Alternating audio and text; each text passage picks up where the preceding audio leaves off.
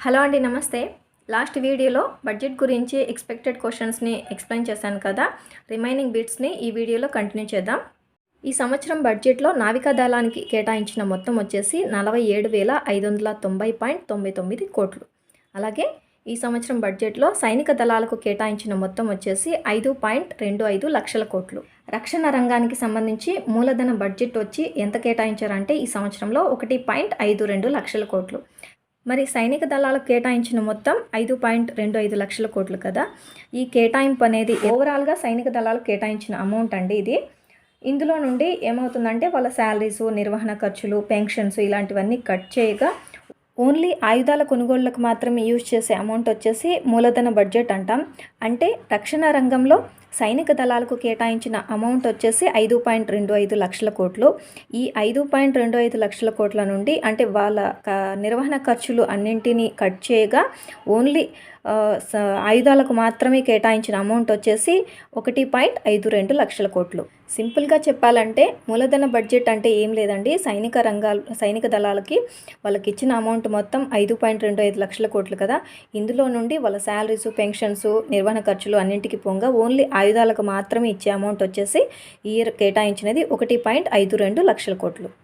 మూలధన బడ్జెట్ అనేది last ఇయర్తో compare చేస్తే 12.82% అనేది ఎక్స్ట్రా ఉందండి, పెంచారనమాట. ఈ ఇయర్ బడ్జెట్లో లాస్ట్ ఇయర్తో కంపేర్ చేస్తే రక్షణ రంగానికి మూలధన బడ్జెట్ 12.82% పెంచారు. మూలధన బడ్జెట్ అనేది ఒక్కో సేనకు ఎలా కేటాయించారంటే నావికా దళం ఆల్రెడీ చెప్పుకున్నాం కదా, వాయుసేనకి 56,851 కోట్లు, అలాగే ఆర్మీకి వచ్చేసి 32,102 కోట్లు కేటాయించారు.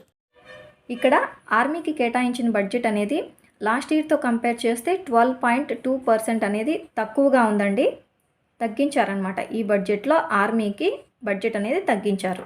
ఎందుకు ఇలా తగ్గించారు అంటే లాస్ట్ ఇయర్ ఇచ్చిన బడ్జెట్ని కరెక్ట్గా కంప్లీట్గా యూటిలైజ్ చేసుకోలేకపోయింది. సో అందుకని ఈ ఇయర్ బడ్జెట్లో ఆర్మీకి బడ్జెట్ అనేది తక్కువగా కేటాయించారు. నావికా దళం అండ్ వాయుసేన ఈ రెండు కూడా కరెక్ట్గా లాస్ట్ ఇయర్ బడ్జెట్ని యూజ్ చేసుకున్నారు కాబట్టి ఈ ఇయర్ బడ్జెట్లో ఈ రెండింటికి ఇంత పర్సెంటేజ్ పెంచడం జరిగిందనమాట. నావికా దళానికి 43% పెంచారండి ఈ ఇయర్ బడ్జెట్లో. అలాగే వాయుసేనకు వచ్చేసి ఈ బడ్జెట్లో 4.5% పెంచారనమాట. మీకు అమౌంట్లో చెప్పాలంటే ఎగ్జామ్స్లో అమౌంట్ అడిగారు అంటే నావికా దళానికి వచ్చేసి 47,590.99 కోట్లు. తర్వాత వాయుసేనకు వచ్చేసి 56,851 కోట్లు. అలాగే ఆర్మీకి వచ్చేసి 32,102 కోట్లు కేటాయించారు. ఇక్కడ మీరు లాస్ట్ ఇయర్తో కంపేర్ చేస్తే పర్సెంటేజ్ గుర్తుపెట్టుకోండి, అంటే కేటాయింపు అనేది ఎలా ఉంది అనేది ఎగ్జామ్స్లో అడిగే ఛాన్స్ ఉంటుంది కదా, ఈ పర్సెంటేజ్ అనేది గుర్తుపెట్టుకోండి. ఇక్కడ ఇంకొక విషయం అండి, ఈ ఇయర్ బడ్జెట్లో సైనిక దళాలకు కేటాయించినది 5.25 లక్షల కోట్లు కదా. మరి లాస్ట్ ఇయర్ బడ్జెట్లో కేటాయించినది ఎంత అంటే 4.78 లక్షల కోట్లు కేటాయించారు. లాస్ట్ ఇయర్ బడ్జెట్లో సైనిక దళాలకు వచ్చేసి 4.78 లక్షల కోట్లు. ఈ అమౌంట్ వచ్చేసి పర్సెంటేజ్ పరంగా ఎంత ఎక్కువగా ఉందంటే 9.28% ఎక్కువగా ఉందండి. అంటే ఈ ఇయర్ కేటాయించింది లాస్ట్ ఇయర్తో కేటాయించిన అమౌంట్తో కంపేర్ చేస్తే ఈ ఇయర్ 9.28% ఎక్కువగా కేటాయించారు దీనికి సైనిక దళాలకు. ఈ ఇయర్ బడ్జెట్లో రక్షణ రంగానికి సంబంధించి సైనిక దళాలకు ఎక్కువగా అమౌంట్ కేటాయించడం జరిగింది కదా. సో ఈ అమౌంట్ గుర్తుపెట్టుకోండి మీరు. 5.25 లక్షల కోట్లు సైనిక దళాలకు కేటాయించారు. లాస్ట్ ఇయర్తో కంపేర్ చేస్తే 9.28% ఎక్కువగా ఉంది. లాస్ట్ ఇయర్ కేటాయించిన అమౌంట్ ఎంత? 4.78 లక్షల కోట్లు. నెక్స్ట్ వన్ వచ్చేసి ప్రధానమంత్రి ఆవాస్ యోజన పథకం కింద 2022-23 సంవత్సరంలో పట్టణాల్లో, గ్రామాల్లో కలిపి మొత్తం పూర్తి చేయనున్న ఇళ్ల కోసం కేటాయించిన బడ్జెట్ వచ్చి 48,000 కోట్లను కేటాయించనున్నారండి. ఇక్కడ మరి పట్టణాల్లో, గ్రామాల్లో కలిపి మొత్తం పూర్తి చేయనున్న ఇల్లు అని చెప్పారు కదా, ఇవి ఎన్ని లక్షలు అంటే 80 లక్షల ఇళ్లకు కలిపి కేటాయించనున్నారండి. అమౌంట్ ఎంత అంటే 48,000 కోట్లను కేటాయించనున్నారు ఈ ఇయర్ బడ్జెట్లో.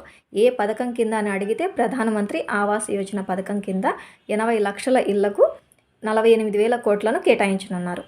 నెక్స్ట్ వన్, హర్ ఘర్ నల్ సే జల్ పథకం లక్ష్యం ఏమిటి అంటే ఇంటింటికి త్రాగునీరు అందించడం. ఈ పథకం యొక్క లక్ష్యం ఇంటింటికి త్రాగునీరు అందించడం.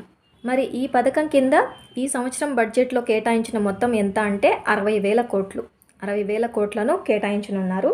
ఎన్ని కుటుంబాలకు అంటే 3.8 3.8 కోట్ల కుటుంబాలకు కేటాయించనున్నారండి. ఈ పథకం కింద హర్ ఘర్ నల్ సే జల్ ఈ పథకం కింద 3.8 కోట్ల ఇళ్ళకి 60,000 కోట్లను కేటాయించనున్నారు. నెక్స్ట్ వన్ వచ్చేసి కొండ ప్రాంతాల్లో రహదారుల నిర్మాణం కోసం చేపట్టే ప్రాజెక్టులను ఏమంటారంటే రోప్వే ప్రాజెక్టులు అంటారు. మరి ఈ సంవత్సరం ఎన్ని కిలోమీటర్లు పొడవైన రోప్వే ప్రాజెక్టులను చేపట్టనున్నారు అంటే 60 కిలోమీటర్ల పొడవైన 8 రోప్వే ప్రాజెక్టులను చేపట్టనున్నారు. ఇక్కడ మీరు నోట్ చేసుకోండి, ఈ ప్రాజెక్టులను పర్వతమాల పథకం కింద చేపట్టనున్నారు. 2023 సంవత్సరాన్ని ఏ సంవత్సరంగా నిర్ణయించినట్లు కేంద్ర ఆర్థిక మంత్రి తన బడ్జెట్ ప్రసంగంలో తెలిపారు. 2023 సంవత్సరాన్ని అంతర్జాతీయ చిరుధాన్యాల సంవత్సరంగా ప్రకటించారండి. నెక్స్ట్ వచ్చేసి ఏ బ్యాంకుల ద్వారా 75 జిల్లాల్లో 75 డిజిటల్ బ్యాంకింగ్ యూనిట్లను ఏర్పాటు చేయనున్నారు అంటే షెడ్యూల్డ్ కమర్షియల్ బ్యాంకుల ద్వారా 75 జిల్లాల్లో 75 డిజిటల్ బ్యాంకింగ్ యూనిట్లను ఏర్పాటు చేయనున్నారు. ఇక్కడ స్పెసిఫిక్గా ఈ 75 అనే నెంబర్ని ఎందుకు సెలెక్ట్ చేసుకున్నారంటే మన దేశానికి స్వాతంత్రం వచ్చి ఈ సంవత్సరం ఆగస్టు 15కి 75 సంవత్సరాలు పూర్తవుతుంది. సో ఈ నేపథ్యంలో ఈ 75 అనే నెంబర్ని తీసుకోవడం జరిగింది. నెక్స్ట్ వచ్చేసి క్రిప్టో కరెన్సీ లావాదేవీలపై విధించిన పన్ను వచ్చేసి 30%. క్రిప్టో కరెన్సీ లావాదేవీలు అంటే డిజిటల్ కరెన్సీల ద్వారా ఆదాయం ఆస్తుల బదిలీలపై వేసే పన్ను అనమాట. ఇది 2022-23 ఆర్థిక సంవత్సరంలో మూలధన పెట్టుబడుల కోసం కేటాయించిన మొత్తం 10.68 లక్షల కోట్లు. 2022-23 ఆర్థిక సంవత్సరంలో మొత్తం బడ్జెట్ ఎన్ని లక్షల కోట్లుగా అంచనా వేశారు అంటే 39.45 లక్షల కోట్లు. ఫైనల్గా ఈ ఇయర్ బడ్జెట్లో ముఖ్యమైన పాయింట్స్ని చూద్దామండి. 2022-23 ఆర్థిక సంవత్సరంలో మొత్తం బడ్జెట్ వచ్చేసి 39,44,909 కోట్లు. తర్వాత రెవెన్యూ వసూళ్ళు వచ్చేసి 22,04,422 కోట్లు. నెక్స్ట్ రెవెన్యూ వ్యయం వచ్చేసి 31,94,663 కోట్లు. నెక్స్ట్ మూలధన వసూళ్ళు వచ్చేసి 17,40,487 కోట్లు. మూలధన వ్యయం వచ్చేసి 7,50,246 కోట్లు.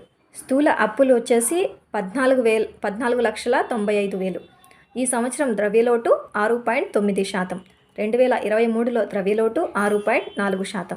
ఈ సంవత్సరం బడ్జెట్ గురించి ఇంపార్టెంట్ పాయింట్స్ ఇవేనండి. ఎగ్జామ్స్లో ఈ ఇయర్ బడ్జెట్ గురించి మోస్ట్ ఎక్స్పెక్టెడ్ క్వశ్చన్స్ని మ్యాక్సిమం కవర్ చేశామండి. ఈ వీడియో మీకు యూస్ఫుల్గా అనిపిస్తే ఈ వీడియోని లైక్ చేసి మరికొందరికి షేర్ చేయండి. అలాగే ఏపీపీఎస్సీ గ్రూప్స్కి సంబంధించి ఇంపార్టెంట్ టాపిక్స్ కోసం తెలుగు బుక్ వ్యాలెట్ ఛానల్ని సబ్స్క్రైబ్ చేసుకొని పక్కనే ఉన్న బెల్ ఐకాన్ని క్లిక్ చేయండి. Thanks for watching.